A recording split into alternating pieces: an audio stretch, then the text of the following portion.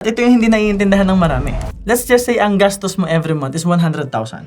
Now I understand na baka ayaw mong madagdagan yung gastos mo. Right? You don't wanna take the risk. So i-delay mo yung decisions mo. You want it to be perfect.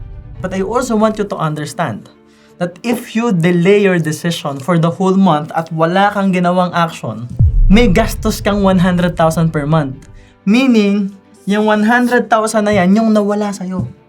So you are losing money because of the delay. Yes, I understand. Kung mabilis kang mag-decide, mabilis kang kumilos, mabilis kang mag-take ng action, magkakamali at magkakamali ka. Pero since mabilis ka at maraming beses kang magta-try, makukuha mo yung tama.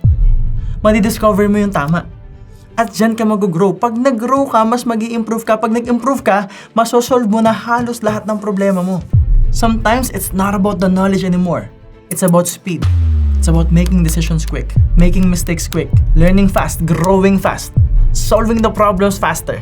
So again, you can discover what works for you. So kung may mga bagay na dati mo pang sinasabi na gusto mong simulan, magnegosyo, mag-start ng career, mag-apply ng trabaho, mag-create ng content, whatever it is that you promise to do, do it right now.